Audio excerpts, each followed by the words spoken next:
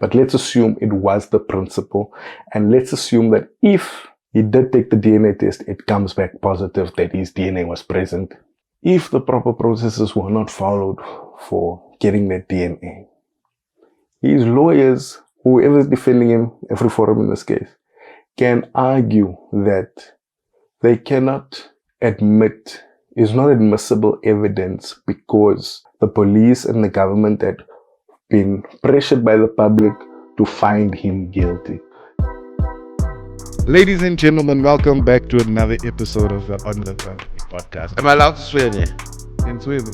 Yeah, I know we said let's not blame the government. It's just sad when we start them becoming indoctrinated. Your view on me.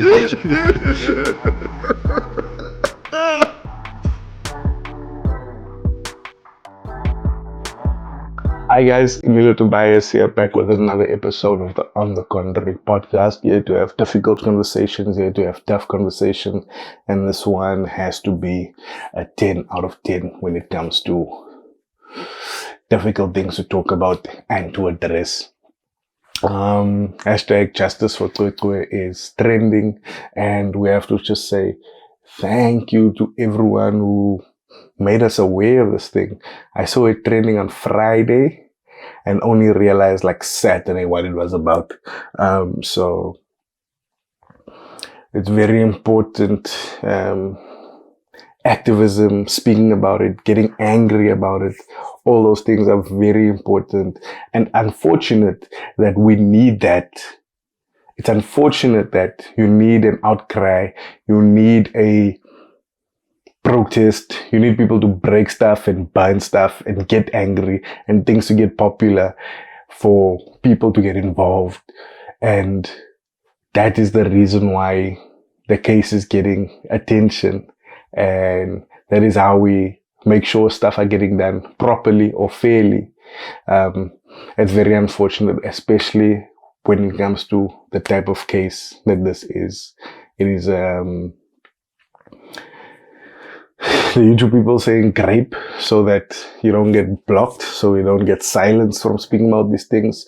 But SA and GBV and all these things, unfortunately, they go by the wayside because, number one, the victims aren't in a position to speak or defend for themselves, or they are still being actively victimized, or they're going through traumatic experiences and they are not able to represent themselves in a manner that would expedite justice. And unfortunately, I think I've spoken about it. Unfortunately, the thing that makes GBV and SA even more heinous is that the onus is on the victims to recount and to do the work to seek justice. And I think for that reason, that's another reason why punishment, if you are ever caught doing something to a woman or a child, especially of the sexual nature, you must get double the sentence. Because now you have to be like re-traumatized to like speak about this stuff. Now you need to open up yourself to the public. You've been through something so major. Now you need to go tell the public in order for you to get justice. That's like double, triple humiliation. And humiliation is putting it mildly. Now, I have a very interesting relationship with, or understanding or sense about the place that public outcry and public anger plays in these things. For now, in this case of the school, the SA happening on school premises in the middle of Eastern Cape in a small town, Matatiele, very small town. Check on Google Maps. That town has like 3 roads. So you can just imagine the dynamics of the people who live there. And the type of town, it's a small town. It's a small town. And me, I normally judge a town by, do you have a KFC? Okay, cool. Most towns have KFCs now. Do you have a McDonald's? If you don't have a McDonald's, it says something about the state of the town. Not because you love McDonald's, but it's a good indicator of how urbanized a town is. Now, where do we start? We have to thank everyone who has been angry enough to speak out and bring this case to the forefront of the conversation, making it trend on almost all social media platforms. Here's the thing. I do think the outcry has a place, but only up until so far. In as far as the case go and the investigation goes, I want to go through a few things so that we don't make the mistake of social media having a bad influence on the outcome of such a case, particularly our insistence on who are suspects, who are not suspects, what do we want to do. But let me go through the story, and I want to methodically go through this case and discuss it the way everyone has been discussing it, and see how or what would be the best course of action to find or seek justice. Because sometimes when we are angry or when we are upset, it does so much for us, which it has already. But like I said, up until a certain point, this is not a outcry or it's not an outcry video or outcry conversation I'm having now. It's not a video where I'm angry and shouting whatever. It has its place. I'm more inclined to try and see beyond the emotions, because at the end of the day, hashtag justice for Cwecwe, we all want justice. And the way I read the situation and how we should go about it and what the pitfalls might be of pure and straight activism, wire, might hinder this thing. For example, the reason why this thing is trending, the principal from what's the school? Bergview College has refused or said, no, I don't want to take a DNA test to prove or disprove that I was the perpetrator. Now, I watched the video of the mother telling the story, and she says the child's transport driver picked her up late. Child transport driver picked her up late. Now the issue is, yo bro, you don't speak to anyone, you don't say anything. Is my child waiting alone? Is she waiting outside the school? Is she waiting inside the school? Where is she waiting, dog? Like, you can't do that. Red flag number one. My man, you're bad at your job as a transport driver if you've left a child, a 7-year-old, there by yourself. Number one. Issue number one. Very irresponsible. Is the homie culpable? We don't know. At this point, not yet. Or is he a suspect at this point? Not yet. He comes late, and apparently he had sent someone to replace him, someone that he works with, to replace him and go pick up the kids. But turns out that person also didn't show up. And that person didn't show up. Now, he got a phone call when the guy didn't show up, and he had to make a plan to now eventually come fetch the same kids that he wasn't going to pick up that day. I think this guy, who was supposed to pick up the kids and didn't show up, must also be questioned. Because he may have showed up. Then, the caretaker of the school, whoever this guy is, randomly, I think that doesn't happen often, asks the child to go to the class and go sweep something, go do something there. Main suspect at this point. How often do they ask the children to go sweep? Did he just ask the one child to go sleep? There's still some info. Of course, it's the middle of the investigation where there's some things that aren't said in this thing. There's some gaps, and the gaps are fine because the gaps aren't important for the matter of public discourse, I guess. Maybe after the case has been presented and whatever happens in court, then blanks will be filled in. Homie, you asking kids to go sweep, and then you left the child there alone to go sweep. You are the main suspect right now. Boom, child says, the story is told much later, but the child wakes up and it's time to go to the transport. She doesn't know what happened. Transport guy picks him up late. They have now tested the DNA of the transport driver and the caretaker who told her to go to the class, and it's been negative.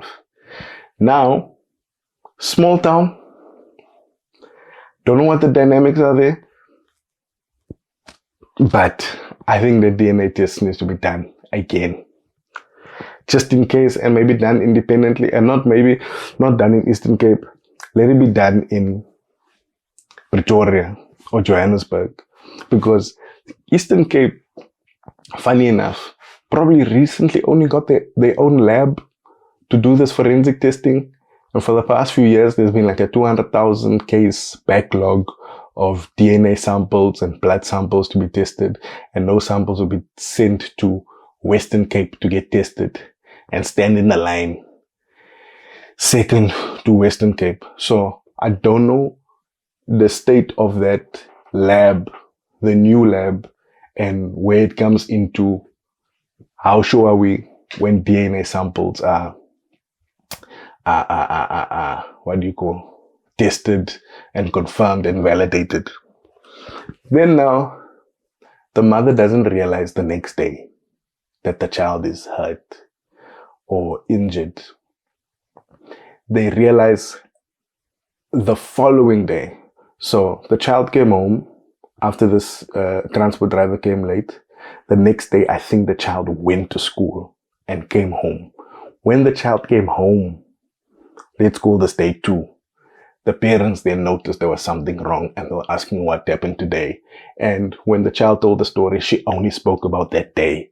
She didn't talk about the day before, which is when the alleged incident has been said to have taken place, or believed to have taken place.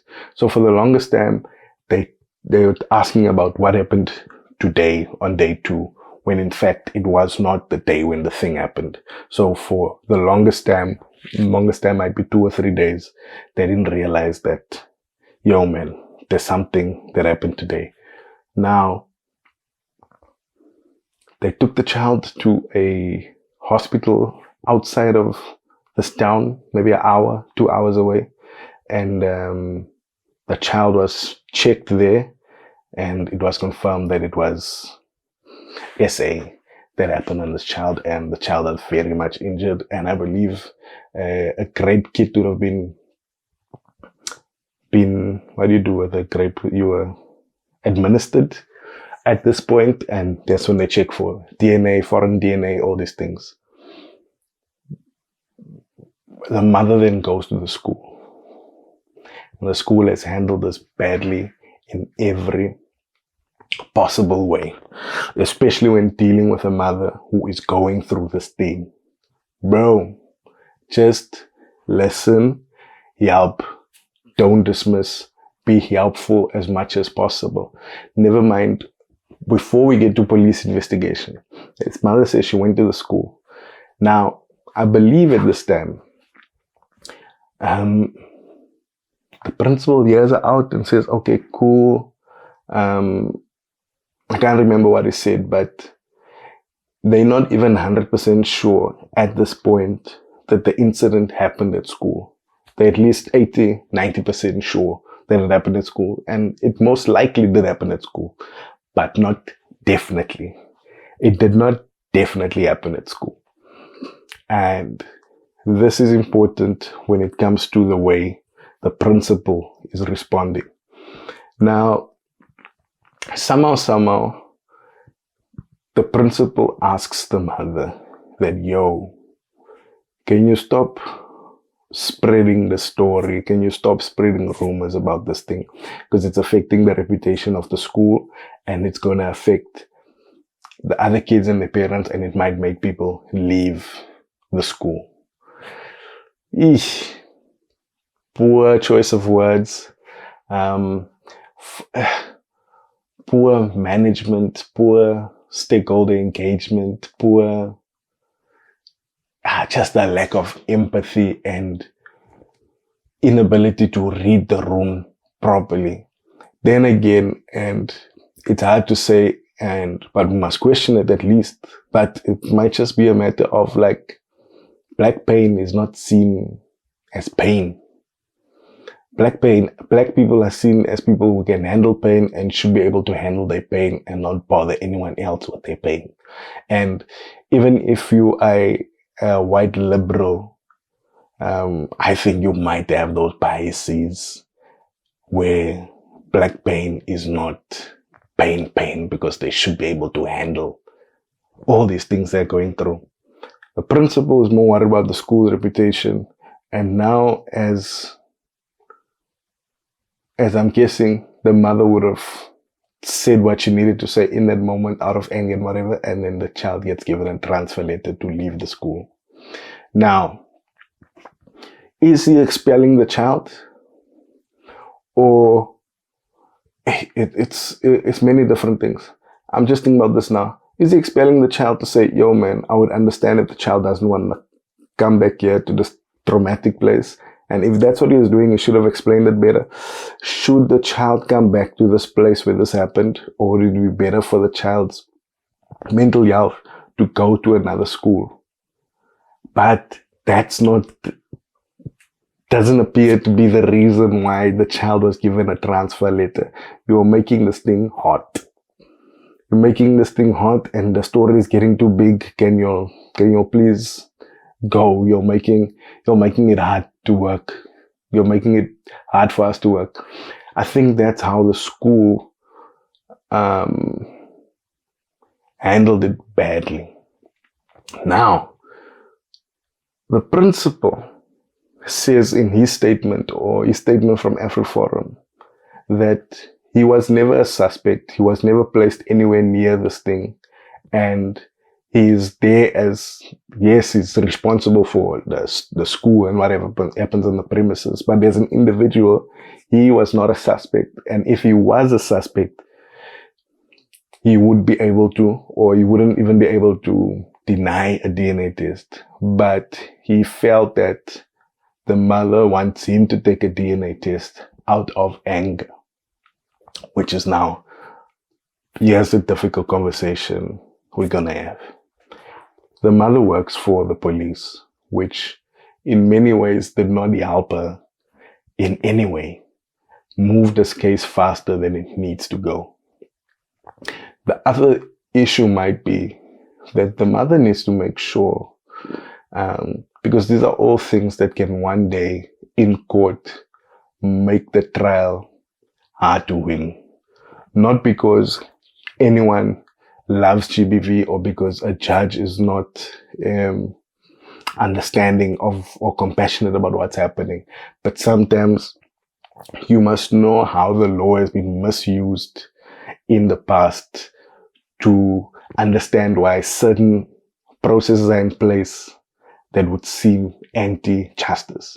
For example, the mother can never be seen to be participating or driving the investigation, especially if it's being driven from the police station where she works.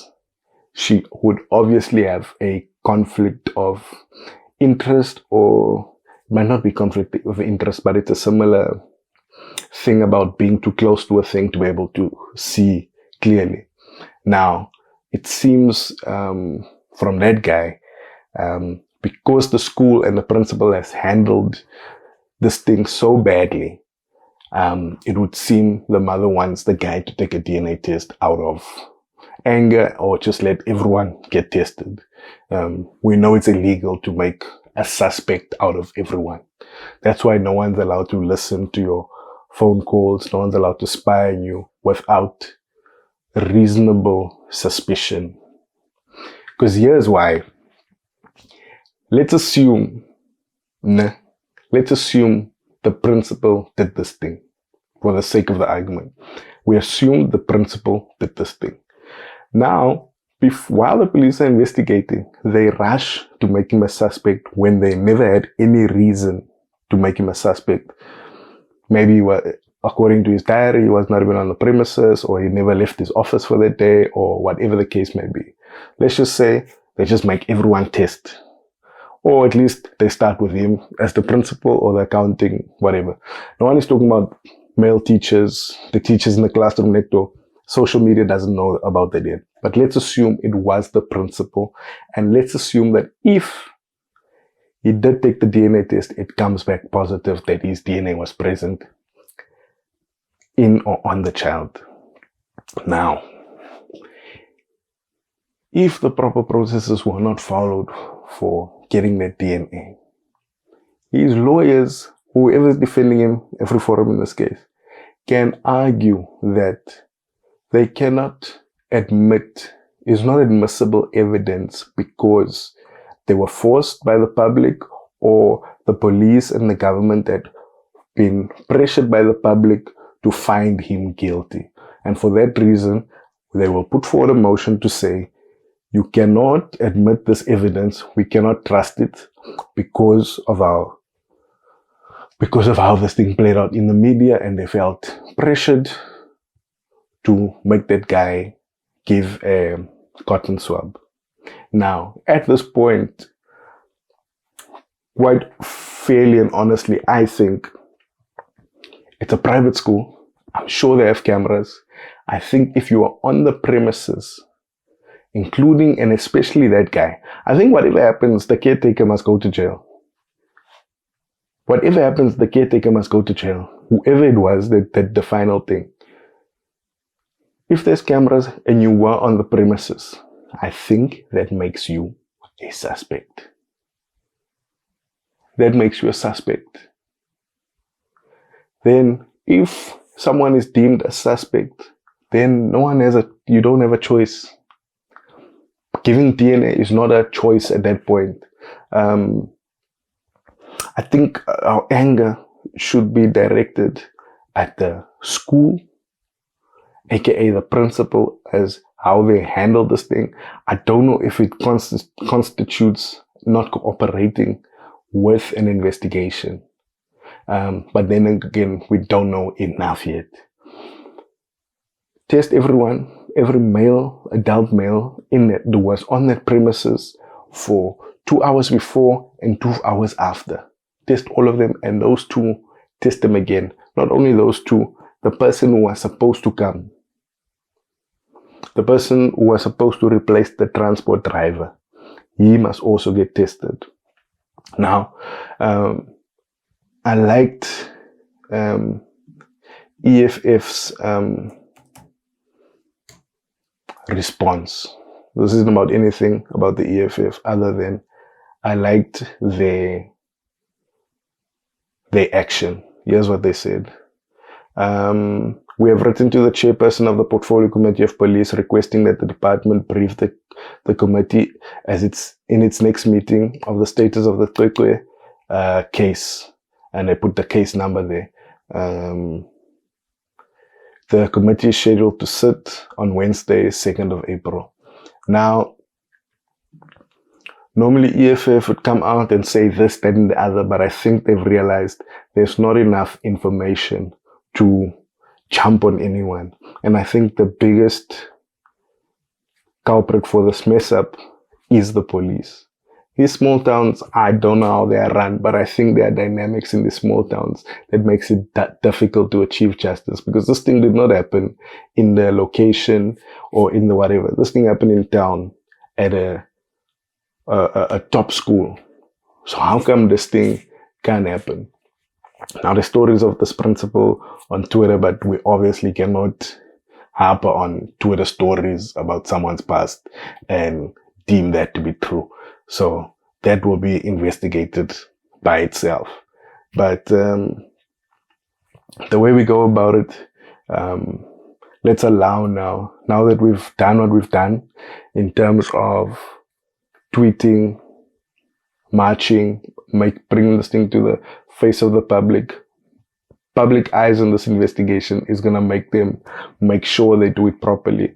But we as the public can also easily mess up and become a part of the defense's best weapon, where people are going to put forward motions and say, the only reason why the DNA was positive is because y'all really wanted me. Y'all really wanted me to be positive, and I was not even there. We can't accept any of the evidence just because of your motivation was off. So it's unfortunate that we need to make a noise in order for things to go right, in order for people to do the jobs that they were there to do. All the strength to anyone who's triggered by this. It's very triggering for many of us, men, women, people with children, people without children. It's very triggering, and I pray we get to the bottom of this. Thank you guys. That's On the Contrary with Emilio Tobias. Ladies and gentlemen, welcome back to another episode of the On the podcast. Am I allowed to swear in here? In Cwecwe. Yeah, I know we said let's not blame the government. It's just sad when we start them becoming indoctrinated. View on me.